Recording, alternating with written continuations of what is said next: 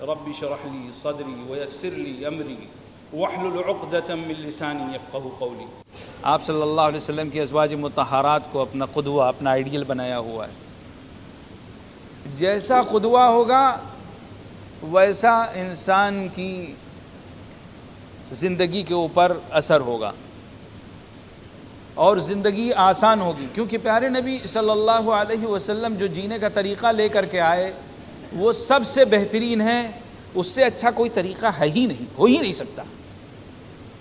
اگر کسی نے خدا نخواستہ یہ سوچ لیا، دل میں خیال آ گیا تو اللہ معاف کر دے، اسی وقت استغفار پڑھ لے، مگر یہ ارادہ کر لیا نہیں سب سے اچھا طریقہ تو فلاں کا ہے، اور دل میں پیارے نبی صلی اللہ علیہ وسلم کے قدوے کو اور طریقے کو کمتر سمجھ رہا ہے، اسلام سے خارج ہو گیا۔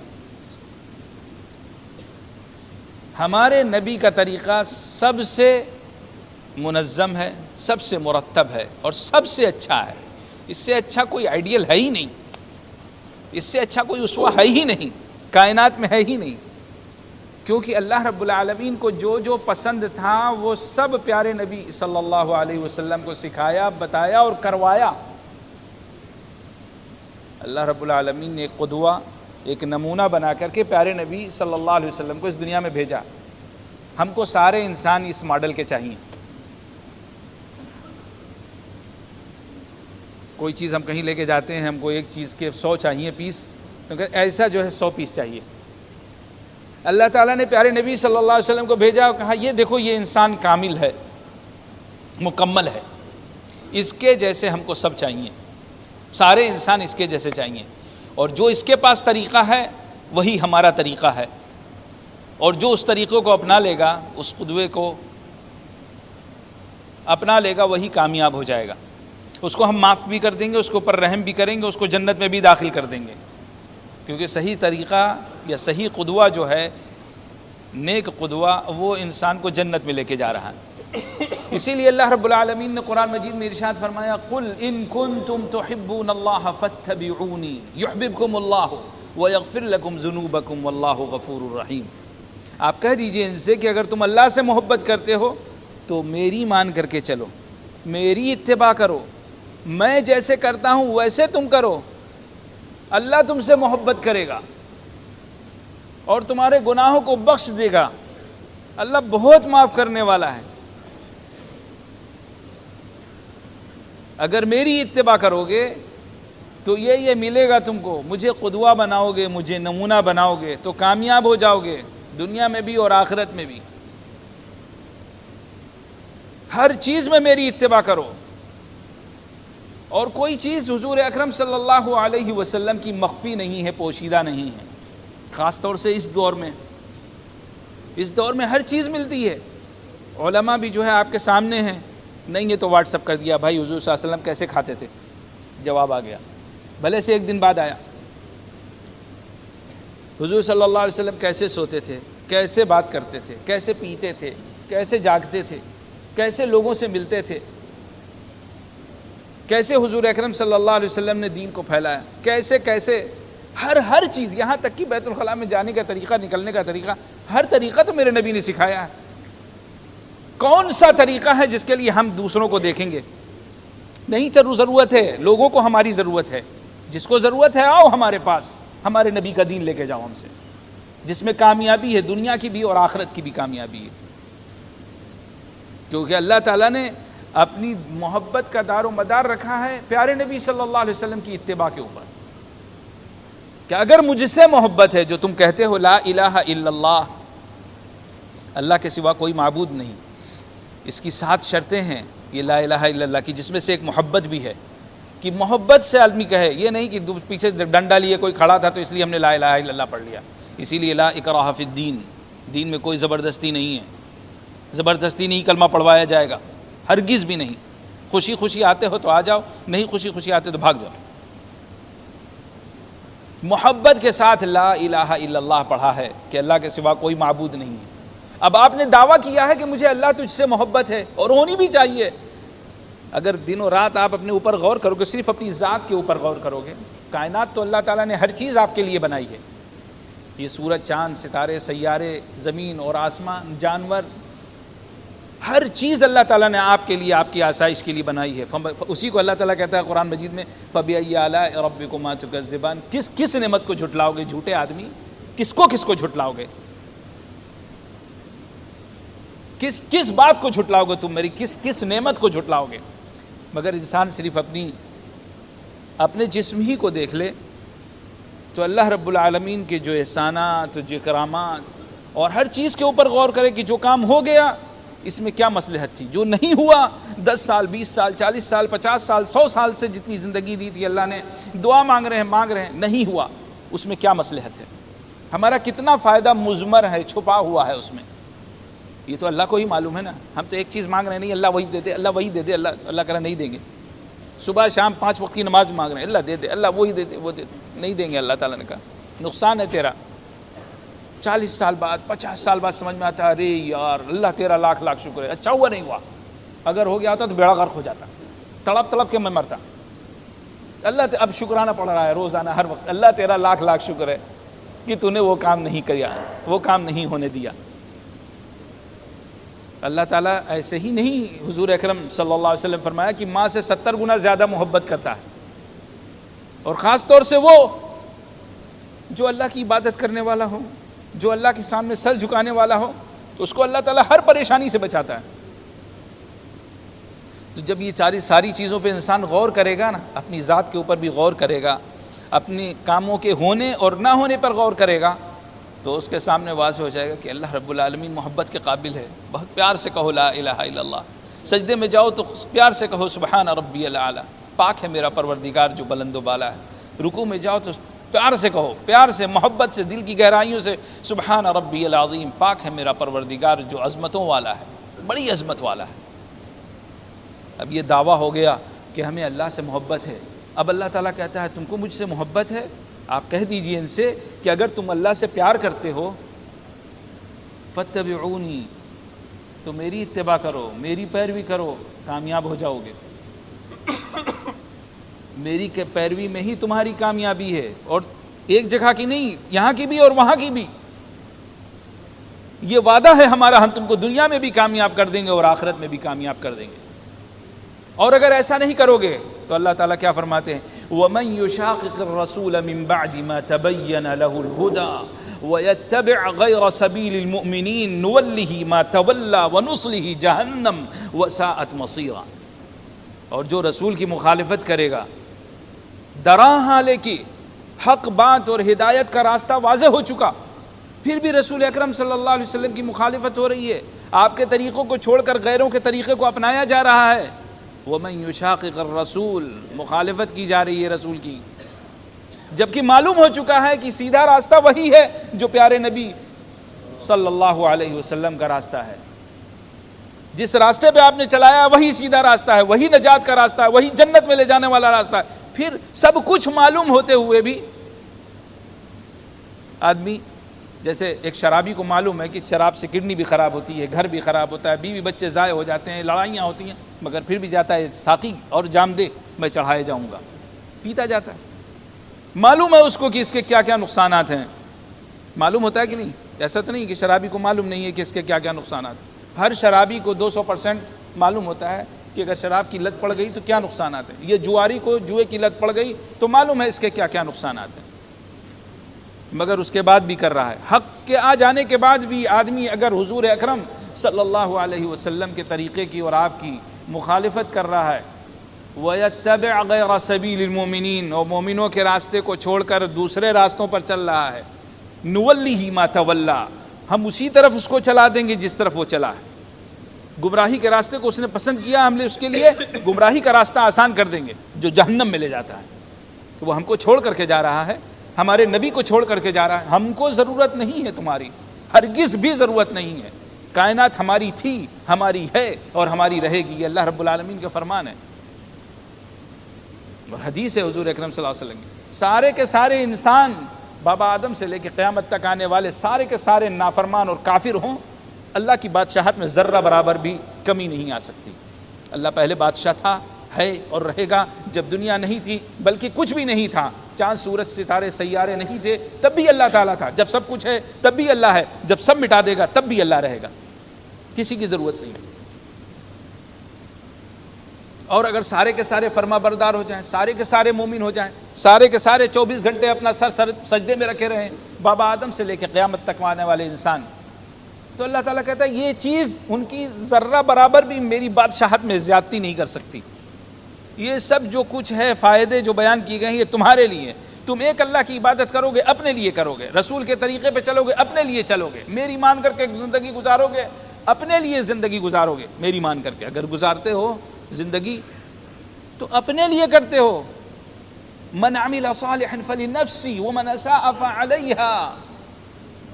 اللہ رب العالمین قرآن مجید میں کیا فرماتے ہیں؟ جس نے نیک عمل کیا اس نے اپنے لیے کیا، جس نے برا کیا اپنا بیڑا غرق کیا. اللہ کا کچھ بھی نہیں بگاڑا اس نے، رسول کا کچھ بھی نہیں بگاڑا، کیونکہ وما علینا الا البلاغ، رسول کا کام ہے پہنچا دینا، پہنچا دیا، سب کو بتا دیا اچھا کیا ہے اور برا کیا ہے. نولیہ ما تولی، جدھر وہ گیا ہے، جدھر وہ مڑا ہے، جس راستے پہ وہ چلا ہے رسول کے راستے کو چھوڑ کر، مومنوں کے راستے کو چھوڑ کر ہم اسی راستے پہ اس کو چلا دیں گے. وَنُصْلِهِ جہنم، اس کے بعد ہم اس کو جہنم میں جھونک دیں گے. ایک ہوتا ہے ڈالنا، ایک ہوتا ہے جھونک دینا. وَنُصْلِهِ جہنم، پھینک دیں گے. وَسَاءَتْ مَصِيرًا، جہنم کتنا برا ٹھکانہ ہے. تو رسول کے راستے کو، مومنوں کے راستے کو اگر چھوڑ کر کے زندگی گزاری تو آپ یہ مت سوچو کہ اللہ مغفرت فرما دیں گے اور رحم فرما دیں گے. نصلیہ جہنم ہے. مغفرت اور رحمت کس کے لیے ہے؟ جنت کس کے لیے ہے؟ فاتبعونی والوں کے لیے ہے جنہوں نے رسول کی اتباع کی ہے. محبت کس کے لیے ہے؟ فاتبعونی والوں کے لیے. یحببکم اللہ، اللہ تم سے محبت کرے گا اور تمہارے گناہوں کو معاف کر دے گا. اب یہ دور جتنے ایام گزرتے جا رہے ہیں اس میں دن جو ہے مسلسل خراب سے خراب تر ہوتے چلے جا رہے ہیں. ہر آدمی دیکھ رہا ہے گھروں کے کیا حالات ہیں، دین سے دوری ہے بچوں میں اور بچیوں میں. انٹرنیٹ ہر کسی کے ہاتھ میں ہے، قسم قسم کے موبائل سب کے ہاتھ میں ہیں.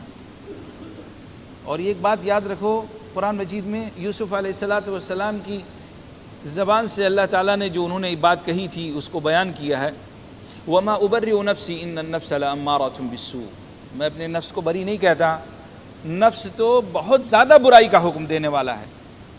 اگر آپ اس کو اچھے کام میں نہیں لگاؤ گے تو اس کو برے کام میں لگانے کی ضرورت نہیں ہے، یہ خود بخود ٹیڑھا ہو کے چلا جائے گا. اس کی سٹیئرنگ سیدھی نہیں ہے. جو لوگ گاڑی چلاتے ہیں ان کو معلوم ہوگا کہ اگر میزانیہ صحیح نہیں ہو گاڑی کا اور آدمی گاڑی چلا رہا ہو، اگر سٹیئرنگ تھوڑی دیر کے لیے چھوڑ دی، 1-2 سیکنڈ کے لیے گاڑی بھاگ جائے گی. بھگانے کی ضرورت نہیں ہے، دائیں بائیں بھگانے کی ضرورت، مگر سیدھے چلانے کے لیے پکڑے رہنا پڑتا ہے. صحیح کہہ رہا ہوں کہ گاڑی جو ہے وہ سیدھے روڈ کے اوپر چلے تو پکڑے رہنا پڑتا ہے. اگر میزانیہ صحیح بھی ہو تب بھی پکڑے رہنا پڑے گا. آپ کو ہاتھ لگائے رہنا پڑے گا، چاہے ایک ہاتھ سے لگا کے چلو، چاہے دونوں ہاتھ سے تو زیادہ اچھا ہے، مگر ایک ہاتھ سے بھی بھائی میزانیہ ہے. مگر ابھی چھوڑ دو، تھوڑی دیر سیدھی چلے گی کہ بھائی میزانیہ ہے، مگر اس کے بعد پھر دائیں چلی جائے گی یا بائیں چلی جائے گی. میں کئی مرتبہ اپنی گاڑی کا میزانیہ کروا چکا، سیدھی روڈ پہ سیدھے چلے گی، پھر اس کے بعد جو ہے اگر چھوڑ دیا تو وہ بائیں طرف مڑنے لگی، دائیں طرف مڑ لگی. یہ ہے انسان کے ساتھ. اگر آپ نے اس کو اچھے کام میں پکڑ کے، کان پکڑ کے نہیں لگایا تو یہ اپنے آپ برائی کی طرف جائے گا.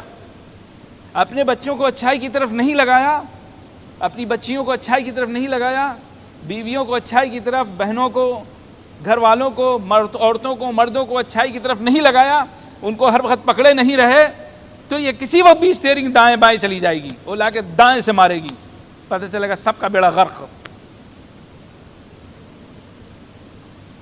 خاص طور سے اس دور میں بچوں کی فکر کرنی چاہیے، گھر والوں کی فکر کرنی چاہیے. آپ ان سے موبائل نہیں چھڑا سکتے، آپ ٹیب نہیں چھڑا سکتے، آپ لیپ ٹاپ یا کمپیوٹر نہیں چھڑا سکتے. مجبوری ہے، اس لیے کہ ساری پڑھائی اسی پہ ہو رہی ہے، مگر اس میں اچھائی بھی ہے اور برائی بھی ہے. آپ کو باپ، بھائی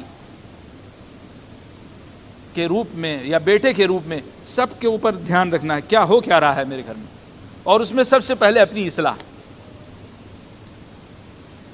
کیونکہ قدوہ بننا ہے، نمونہ بننا ہے، قدوہ بننا ہے، تو سب سے پہلے اپنی اصلاح. کیونکہ ہمارے چھوٹے وہی سیکھتے ہیں جو بڑے کرتے ہیں.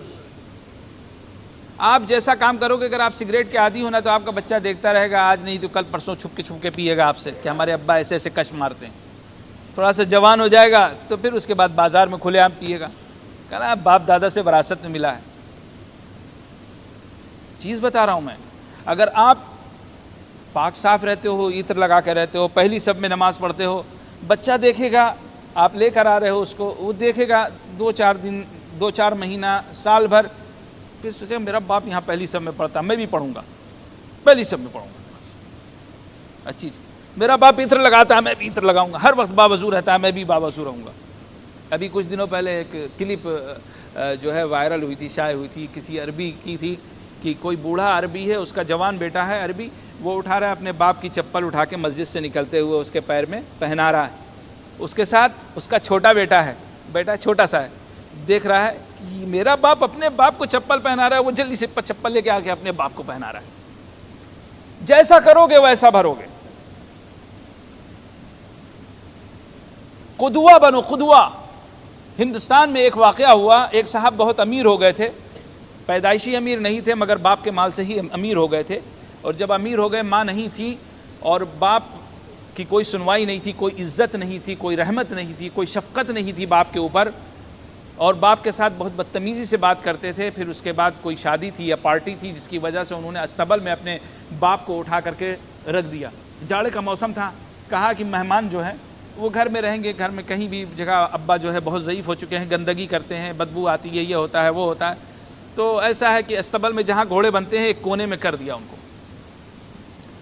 وہاں سے بار بار وہ گزرتے تھے تو باپ بیچارہ بہت حلیم بردبار، پالا پوسا بڑا کیا اس دن کے لیے کہ میرے بیٹے نے مجھے اٹھا کے استبل میں ڈال دیا. کہا بیٹا سردی بہت لگ رہی ہے، بیٹا کوئی کمبل دے دو، پرانا دے دو، پھٹا پرانا دے دو، مجھے سردی لگ رہی ہے. تو بیٹے نے اپنے بیٹے سے کہا کہ وہ فلاں جگہ جو کمبل رکھا ہوا ہے پرانا والا وہ لا کے ابا کو دے دو، دادا کو دے دو.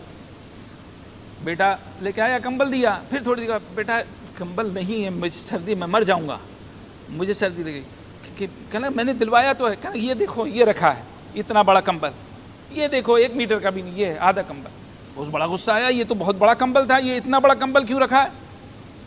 بیٹے کو بلایا، تم سے کہا تھا کہ دادا کو کمبل دے دو، تم نے کمبل دیا، یہ دیا ہے تم نے، یہ چندی دی ہے اپنے دادا کو اوڑھنے کے لیے. کہا وہ بڑا تھا تو میں نے اس کو پھاڑ دیا. کہا کیوں پھاڑ دیا؟ کہا آدھا آپ کے لیے رکھا ہے، کل آپ پہنچو گے، اتنے بڑے ہو گئے تو میں آپ کے لیے نیا کمبل خریدوں گا. بیٹے نے صاف کہا اپنے باپ سے، آپ کے لیے نیا کمبل خریدوں گا، پھر مجھے کمبل کی ضرورت ہوگی، یہی کمبل آپ کو دوں گا. حواس باختہ. یہ سچی بات ہے. ہوگا کوئی بیٹا، اللہ نے اس کی زبان سے کہلوا دیا کہ میں کہاں سے آپ کے لیے نیا کمبل لاؤں گا، کل آپ بھی اتنے بوڑھے ہوگا تو یہیں پہ جگہ میں آپ کو دوں گا. جب میرے یہاں پارٹی ہوگی تو مہمان آئیں گے تو جشن ہوگا، شادی بیاہ ہوگا، میں آپ کو یہاں بٹھاؤں گا اور مجھے اس وقت کمبل چاہیے ہوگا. وہ اسی میں سے آدھا پھاڑ کے رکھ لیا آپ کے لیے. ہاتھوں سے طوطے اڑ گئے، زمین سے نیچے، پیروں کے نیچے سے زمین کھسک گئی. جیسا دیکھے گا بچہ ویسے ہی کرے گا نا. آپ اپنے ماں باپ کے ساتھ اچھا سلوک نہیں کرو، آپ سوچو کہ آپ کو بادشاہ بنا کے رکھیں گے. ہرگز نہیں، خدا کی قسم کبھی بھی نہیں، بالکل نہیں. یہ آپ کو شیطان میں دھوکے میں ڈال رکھا ہے. آپ برے کام کرو گے سوچو گے جنت میں جائیں گے، ہرگز نہیں. شیطانوں کی اتباع کرو گے، شیطانوں کی پیروی کرو گے اور سوچو گے کہ ہاں مجھے اللہ تعالیٰ میرے انتظار میں ہے، جنت میرے انتظار میں، میں مرتے ہی فوراً ڈائریکٹ جنت میں، ہرگز نہیں، کبھی نہیں. اگر میرے نبی کی اتباع کی ہے، پیروی کی ہے تو ہاں یہ ضرور ہے. پھر کہا جائے گا یا ایتھا النفس المطمئنہ ارجعی الی ربک راضیۃ مرضیہ. پھر روح بھی آرام سے قبض کی جائے گی اور آسمان والے بھی استقبال کریں گے، جنت میں بھی داخلہ ہوگا. میرے نبی کی اتباع کی ہے تو نہیں کی ہے نہیں چلے گا. رہو جھونپڑی میں خواب دیکھو محلوں کا، یہ ایک مثل کہی جاتی ہے. کام کرو فرعون والے اور خواب دیکھو جنتیوں کے.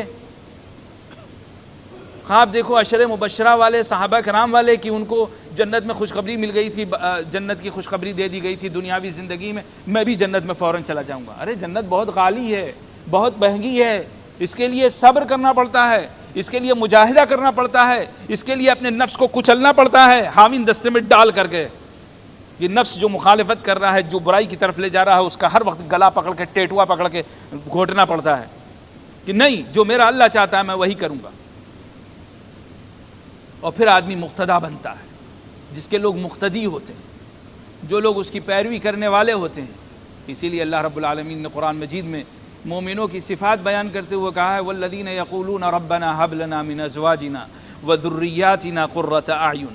اللہ کے رحمان کے بندوں کی صفت ہے، وہ اللہ رب العالمین سے یوں دعا کرتے ہیں کہ اے اللہ ہمیں ہمارے بیوی بچوں میں آنکھوں کی ٹھنڈک عطا فرما، اور ہمیں متقی و پرہیزگار لوگوں کا امام بنا دے، یعنی ہمیں ایسا بنا دے کہ لوگ ہمارے طریقے پہ ہم جس طریقے پہ چل رہے ہیں لوگ ہماری پیروی کریں۔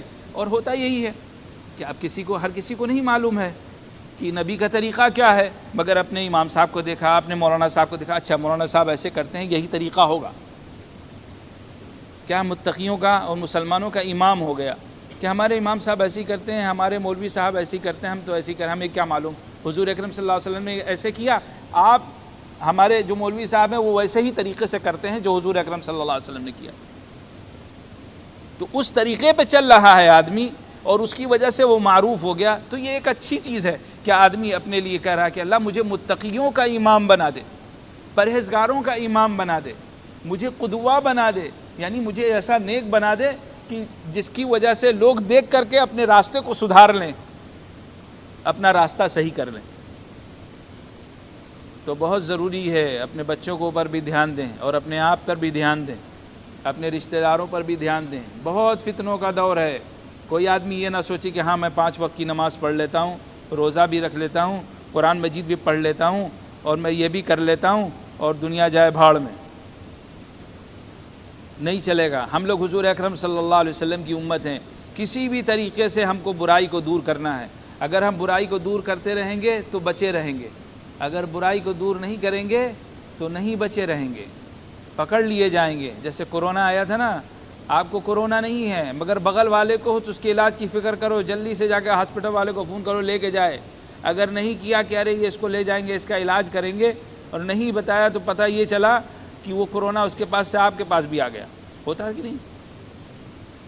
تو اپنے کو بچانے کے لیے اللہ کے عذاب اور اپنے اللہ کے عتاب سے ضروری ہے کہ امر بالمعروف والنہی عن المنکر کرتے رہو، تاکہ لوگ پیارے نبی صلی اللہ علیہ وسلم کے طریقے پہ چلنے والے ہو جائیں اور کامیاب ہو جائیں۔ اللہ تعالی ہم سب کو کہنے سننے سے زیادہ عمل کی توفیق نصیب فرمائے۔ سبحانک اللہم و بحمدک، نشہد ان لا الہ الا انت، نستغفرک اللہم و نتوب الیک۔